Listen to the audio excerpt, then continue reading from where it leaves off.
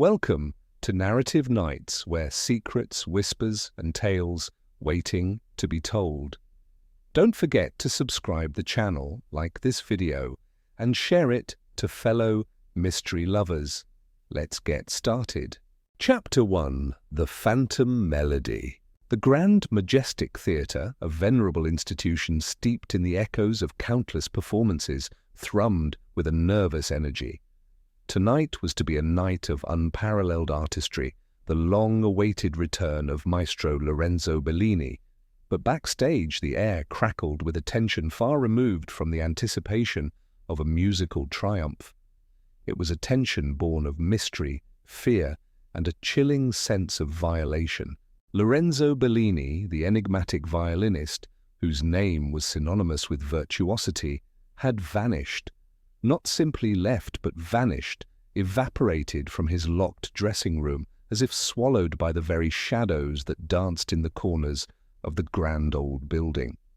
The dressing room, usually a sanctuary of meticulous order, now bore the unsettling hallmarks of a hasty departure, or, perhaps, a violent abduction.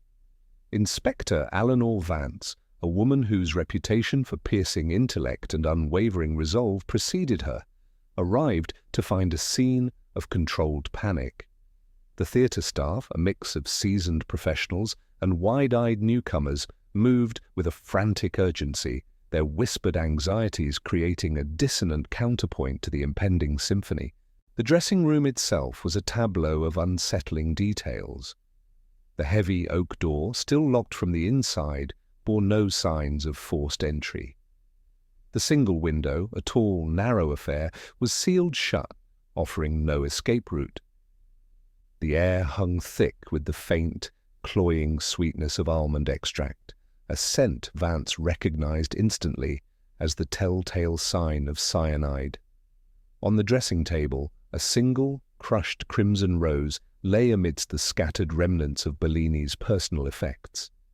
Its velvet petals, once a vibrant symbol of passion, were now bruised and torn, mirroring the violence that had undoubtedly taken place.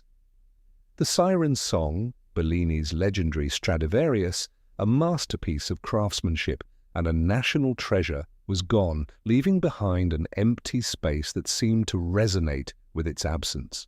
A torn program, discarded amidst the chaos, caught Vance's eye. Its pristine surface was marred by a hasty tear, and a cryptic message, scrawled in ink, sent a chill down her spine. The final note will silence the melody.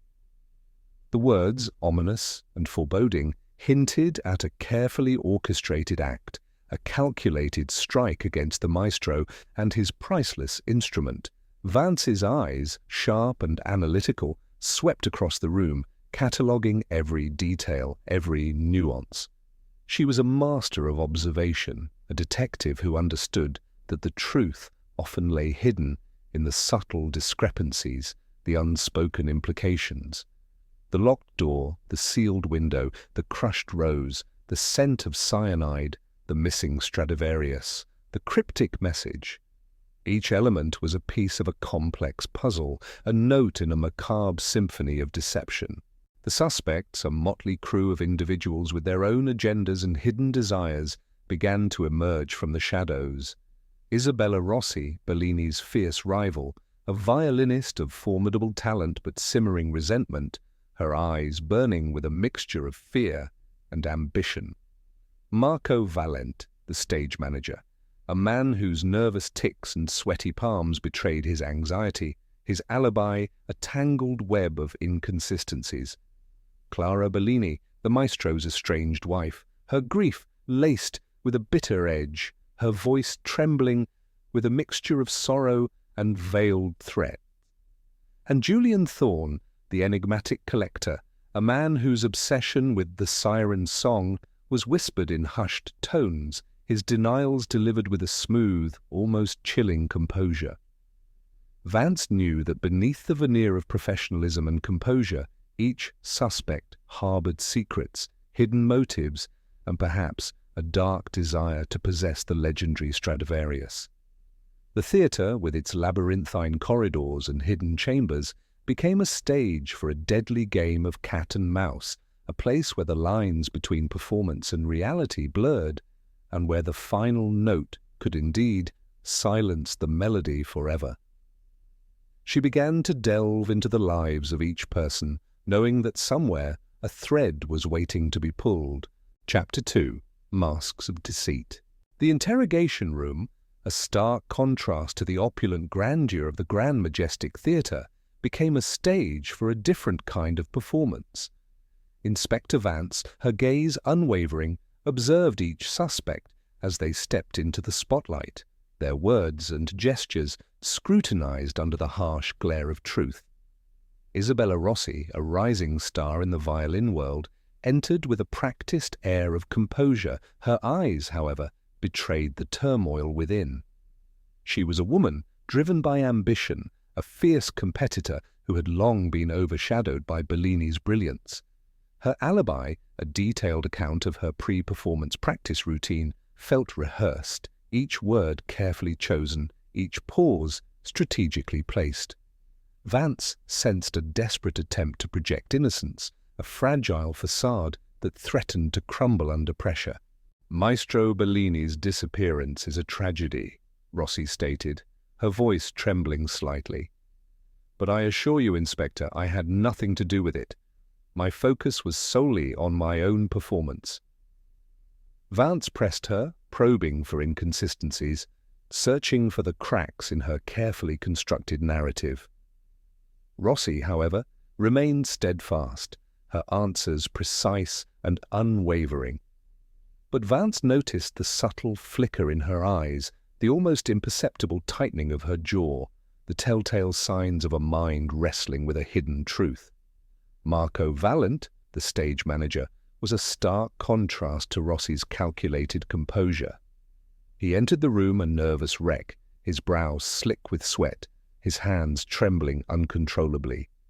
His nervous tics, a frantic rhythm of guilt, filled the silence, creating an unsettling atmosphere. His alibi, a chaotic jumble of conflicting details, only served to deepen Vance's suspicion.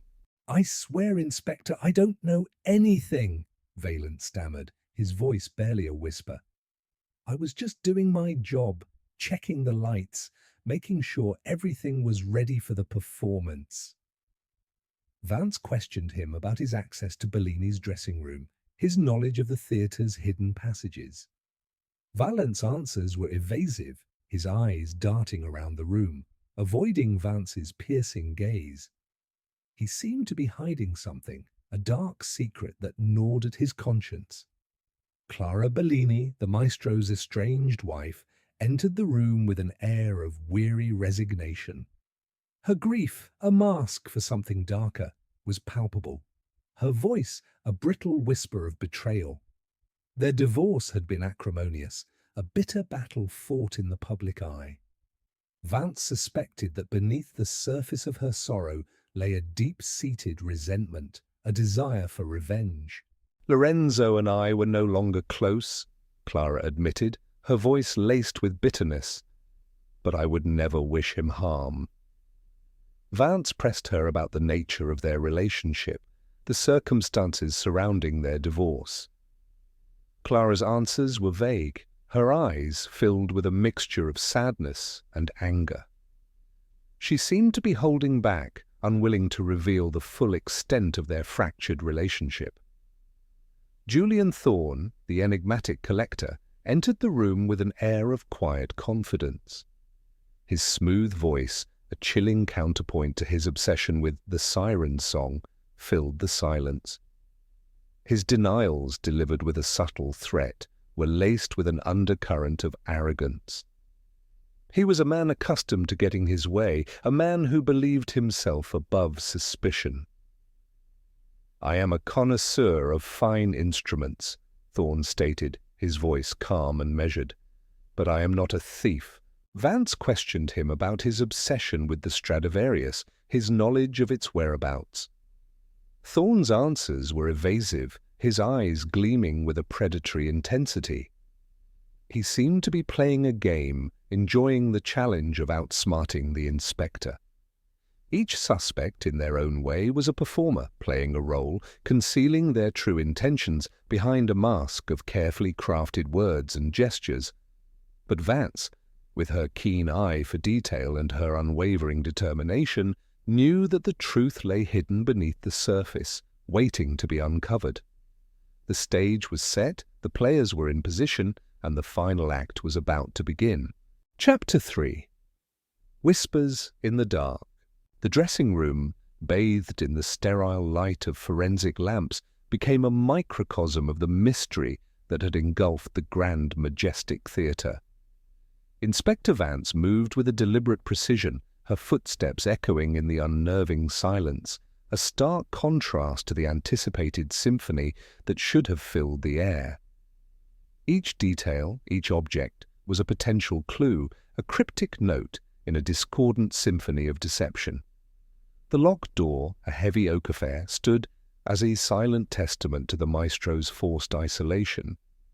There were no signs of forced entry, no scratches, no splintered wood, suggesting a method of entry and exit that required no brute force. Vance ran her fingers along the ornate handle, feeling for hidden mechanisms, subtle modifications. The lock, an antique design, possessed a vulnerability, a hidden latch that could be manipulated with a slim, specialized tool. The sealed window, a tall, narrow aperture overlooking the theatre's rear alley, offered no escape route. The panes were firmly secured, the dust undisturbed, indicating that it had remained untouched for some time. This eliminated the possibility of a quick getaway through the window, further narrowing the focus to the locked door and the theatre's interior. The crushed crimson rose, lying amidst the scattered remnants of Bellini's personal effects, was a stark symbol of lost passion, of violent intrusion into the maestro's private world. Its velvet petals, once a vibrant symbol of love, were now bruised and torn, mirroring the violence that had undoubtedly taken place. Vance delicately picked up the rose, examining its crushed form, searching for any trace of foreign substance, any hidden message. The torn program, discarded amidst the chaos, was a crucial piece of the puzzle. Its pristine surface was marred by a hasty tear, and a cryptic message, scrawled in ink, sent a chill down Vance's spine. The final note will silence the melody. The words, ominous and foreboding, hinted at a carefully orchestrated act, a calculated strike against the maestro and his priceless instrument. A faint, ghostly fingerprint, discovered on the torn edge of the program, led Vance to Marco Valente, the stage manager. His nervous demeanor, his profuse sweating, his stammering answers, all pointed towards guilt. Yet something felt off. He was too obvious, too eager to confess his nervousness, too willing to play the role of the guilty party. Vance sensed a deeper game being played, a more elaborate deception. Valente's nervousness, she suspected, was a carefully crafted performance, a smokescreen designed to distract from the true culprit. His intimate knowledge of the theatre's layout, his access to backstage areas, his ability to manipulate the door's antique lock, all made him a prime suspect, but Vance refused to be swayed by the obvious. She examined the dressing room again, her eyes scanning every detail, every nuance. The arrangement of the furniture, the placement of the personal effects, the subtle scent of almond extract, each element was a potential clue, a silent witness to the events that had transpired. The scent of almond extract, the telltale sign of cyanide, hung in the air, a chilling reminder of the potential for violence. But was it intended to kill or merely incapacitate?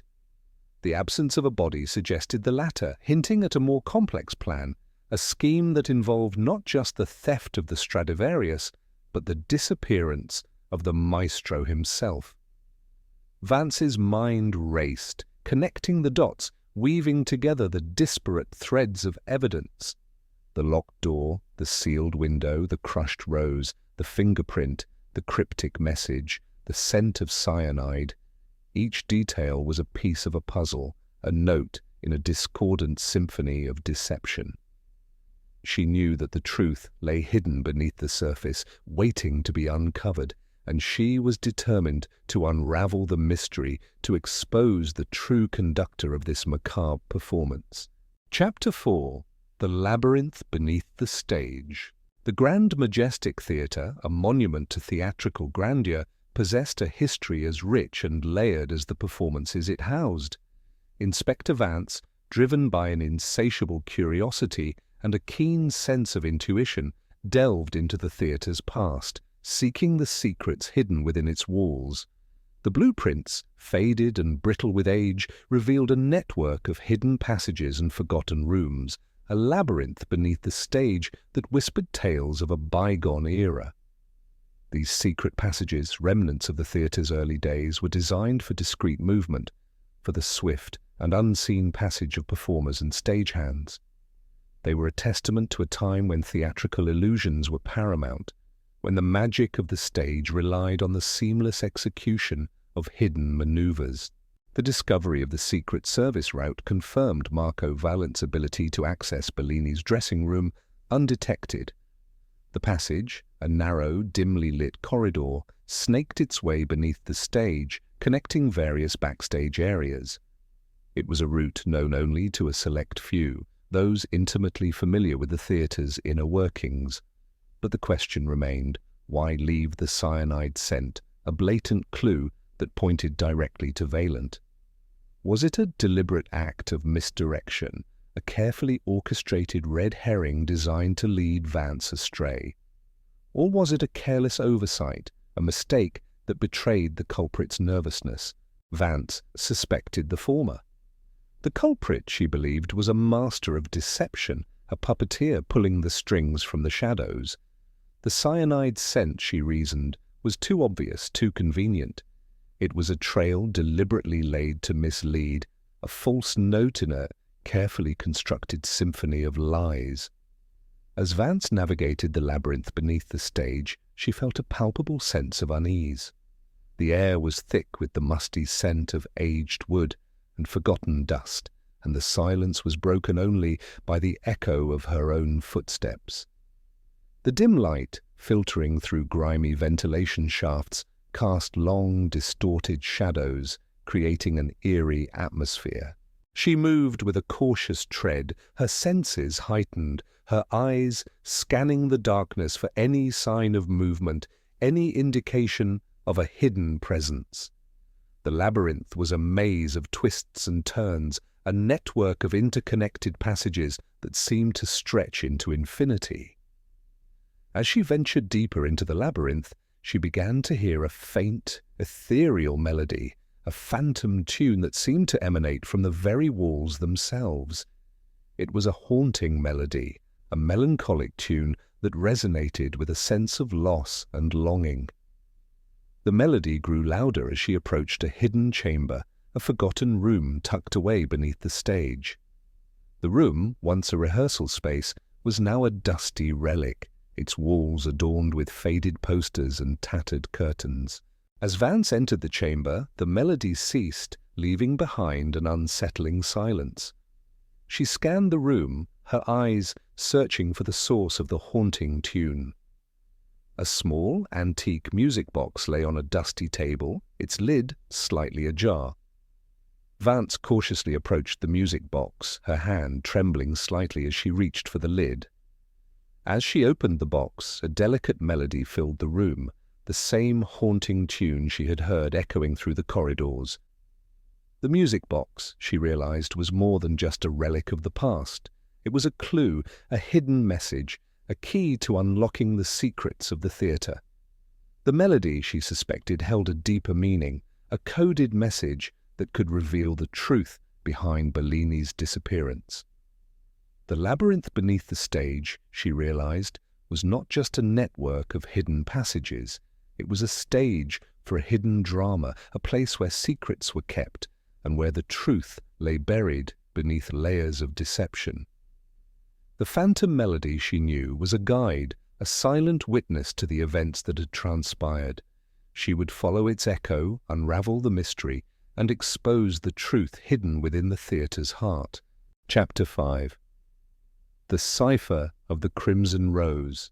The cryptic message, "The final note will silence the melody," resonated within Vance's mind, a haunting refrain that refused to be dismissed. It wasn't merely a threat, she realized, but a meticulously crafted cipher, a hidden code woven into the fabric of the crime. The words, ominous and foreboding, held a deeper meaning, a secret that could unlock the mystery of Bellini's disappearance. Vance, a master of deduction, understood that the culprit was a meticulous planner, a composer of deception. Every detail, every clue, was a carefully placed note in a macabre symphony designed to mislead and confound. The message, she reasoned, was a key, a hidden melody that could lead her to the truth. The crushed crimson rose, a symbol of passion and death, held a secret of its own. Its bruised and torn petals, a testament to the violence that had transpired, concealed a hidden message, a silent cry for help. Vance, her eyes sharp and analytical, examined the rose with meticulous care, searching for any anomaly, any deviation from its natural form. Upon closer inspection, she discovered a tiny, almost invisible incision in one of the petals, a delicate cut that revealed a hidden compartment. Inside, nestled within the velvet folds, was a sliver of paper folded into a minuscule square. Vance carefully unfolded the paper, revealing a single musical note, C#. The note, a seemingly insignificant detail, sparked a surge of adrenaline within Vance. She recognized it as a crucial clue, a cipher that could unlock the hidden message within the cryptic phrase. "The final note will silence the melody," she repeated, her voice a whisper in the silent room. The C# note, she realized, was a musical key, a reference to a specific location within the theatre's intricate sound system. The Grand Majestic Theatre, a monument to theatrical grandeur, possessed a complex network of pipes and chambers designed to enhance the acoustics of the performances. Vance suspected that the C# note pointed to a hidden compartment within the theatre's organ, a relic of a bygone era. The organ, a majestic instrument that dominated the stage, was a labyrinth of pipes and valves, a perfect hiding place for secrets. She recalled the theatre's blueprints, the intricate diagrams that revealed the inner workings of the building. The organ, she remembered, possessed a hidden chamber, a small, soundproofed room accessible only through a concealed panel within the pipes. The C# note, she reasoned, was a code, a reference to the specific pipe that concealed the hidden panel. The final note, she realized, was not a threat, but a location, a place where the melody, the truth, could be silenced. The crushed crimson rose, she now understood, was not just a symbol of death, but a message, a cry for help. The incision, she suspected, was made with a specialized tool, a surgical instrument that belonged to someone with a keen understanding of anatomy. The sliver of paper, she realized, was not just a musical note, but a map, a guide to the hidden chamber. The C# note, she knew, was the key, the final piece of the puzzle. The message, she now understood, was not a threat, but a warning, a desperate attempt to reveal the truth. Bellini, she suspected, had been trying to communicate, to leave a trail of clues that could lead to his rescue.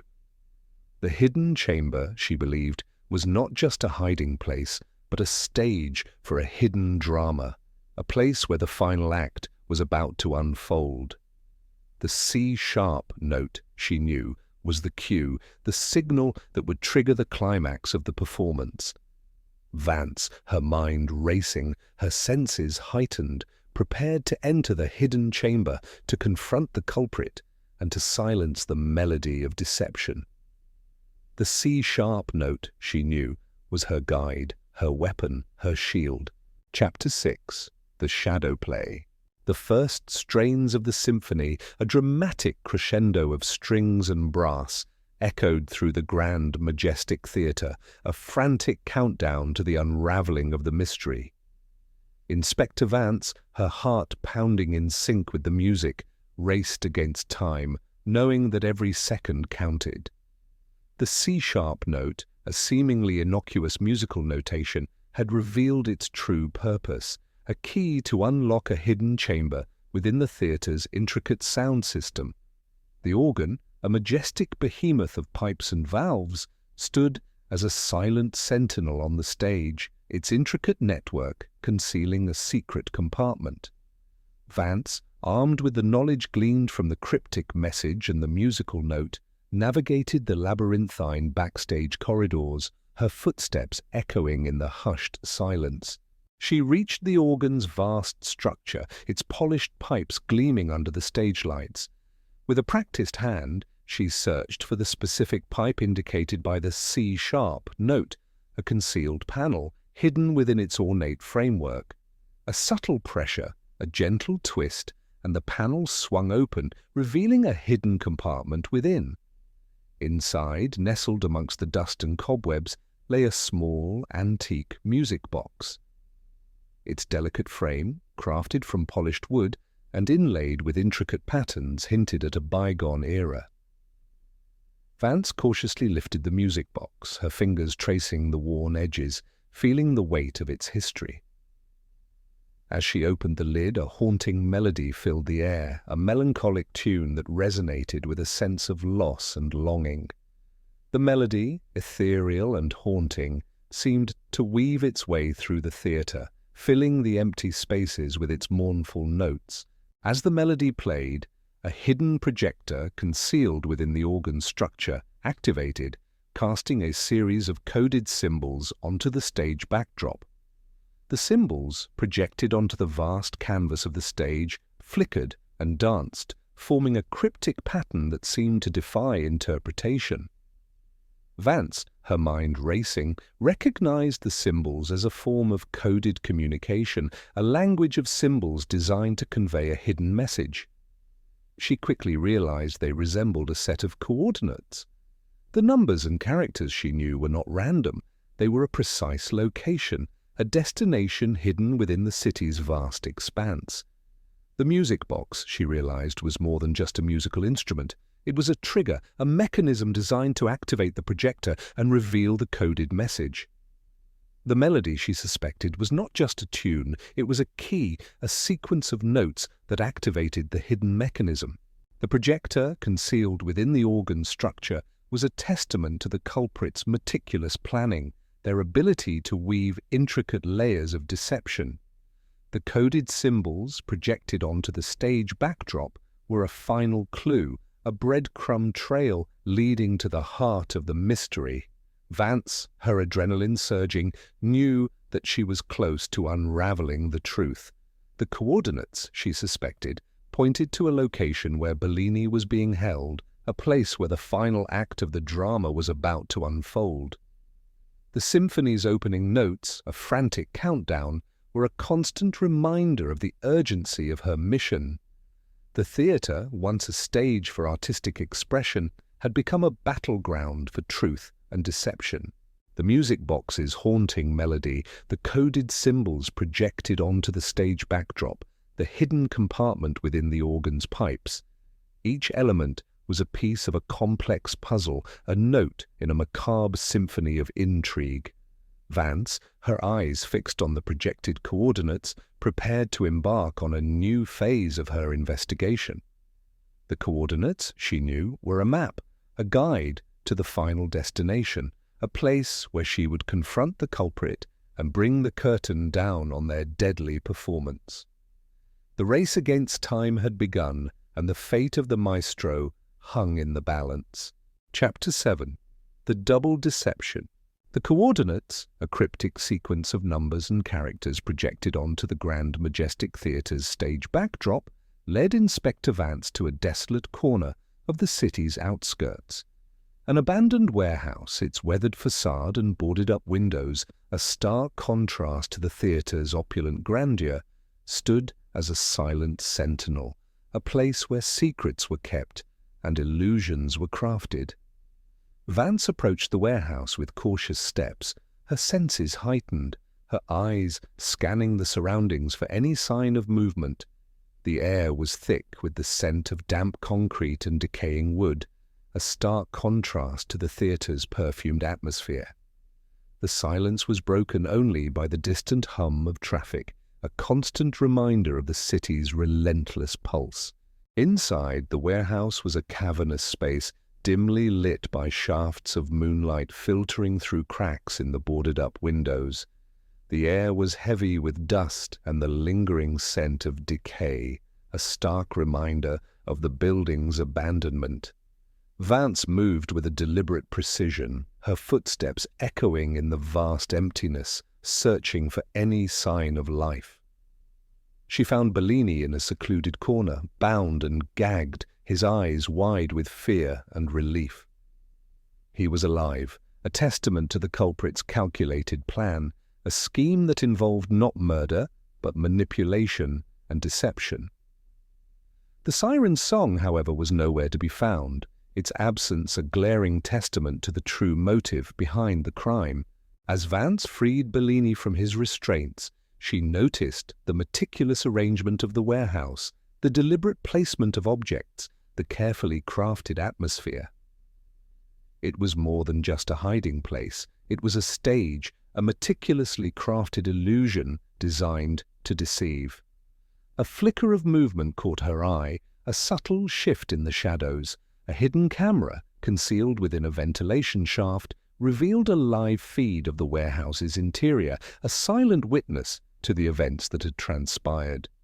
The footage showed Julian Thorne, not Marco Valent, orchestrating the entire scene, his movements precise and deliberate, his expression cold and calculating. Thorne, the enigmatic collector, had been playing a long game, manipulating the events from the shadows, weaving a web of deception that ensnared both Bellini and Valent. He had used Valent as a pawn, manipulating him with promises of debt relief, exploiting his desperation to achieve his own nefarious goals. Valent, the stage manager, had been a convenient scapegoat, a fall guy in Thorne's elaborate scheme. His nervous demeanor, his access to the theatre, his knowledge of the hidden passages, all made him a perfect suspect, a red herring designed to divert suspicion from the true culprit. Thorne's plan was intricate, a symphony of deception. He had planned to steal the siren song, the priceless Stradivarius, and frame Valent for Bellini's disappearance. The warehouse, with its carefully crafted illusion, was a stage for his final act, a place where he would orchestrate the culmination of his scheme. The hidden camera, a silent witness, revealed Thorne's meticulous planning, his ability to anticipate every move, to control every aspect of the situation. He had used the music box and the coded coordinates to lure Vance to the warehouse, knowing that she would follow the trail of clues. The warehouse, she realized, was not just a hiding place. It was a trap, a stage designed to capture her attention, to distract her from the true location of the siren's song. Thorne, she suspected, had a second location, a hidden sanctuary where he had concealed the priceless instrument. The live feed from the hidden camera revealed Thorne's cold and calculating expression, his eyes gleaming with a predatory intensity. He was a master of deception, a puppeteer, pulling the strings from the shadows, manipulating the events to achieve his own ends. Vance, her mind racing, her senses heightened, knew that she was close to unraveling the truth. The warehouse, she realized, was a distraction, a carefully crafted illusion designed to conceal the true location of the siren's song. She would follow Thorne's trail, expose his deception, and recover the priceless instrument, bringing the curtain down on his elaborate scheme. Chapter 8. The Echo of Betrayal. Julian Thorne's plan unfolded like a meticulously composed symphony, a masterpiece of deception designed to achieve his ultimate goal, the acquisition and sale of the priceless siren song. His scheme was intricate, a series of calculated moves that played on the vulnerabilities of those around him, manipulating their desires and fears to serve his own avarice. The cornerstone of his plan was the near-perfect replica of the Stradivarius, a testament to his obsession and his access to skilled artisans. He intended to switch the instruments, replacing the original with the copy, a sleight of hand that would allow him to sell the genuine Siren's song on the black market, reaping a fortune while leaving behind a convincing imitation. To facilitate the switch, he had employed a rare paralytic poison, a substance that would induce a state of temporary paralysis in Bellini, mimicking death for several crucial hours. This would provide the necessary time to execute the switch and transport the original Stradivarius to a secure location. The poison, a complex concoction, was a testament to Thorne's knowledge of obscure substances, a dark secret hidden beneath his refined exterior. The music box, a seemingly innocent antique, played a crucial role in his plan. Its haunting melody was a coded message, a sequence of notes that activated the hidden projector within the organ. The projected coordinates, a seemingly random sequence of numbers and characters, were a carefully crafted trail leading Vance to the abandoned warehouse, Bellini's temporary holding place.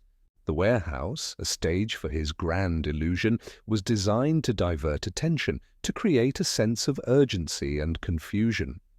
He knew that Vance, with her sharp mind and unwavering determination, would follow the trail of clues, leading her directly to Bellini, but away from the true prize. The crushed crimson rose, a symbol of passion and death, was the final, inadvertent clue, the calling card that would ultimately unravel his carefully constructed scheme. The tiny incision, a delicate cut made with a specialized surgical tool, was a telltale sign, a subtle detail that revealed Thorne's hidden talent. Vance, with her keen eye for detail, recognized the precision of the incision, the skill of a surgeon's hand. She recalled Thorne's reputation as a collector, his passion for rare artifacts, but she had never suspected his hidden talent, his secret life as an amateur surgeon. This revelation, however, painted a new picture, revealing a darker side to the refined collector. As Vance confronted Thorne, the echo of betrayal resonated through the empty warehouse, a chilling reminder of the lengths to which some would go for the pursuit of power and wealth.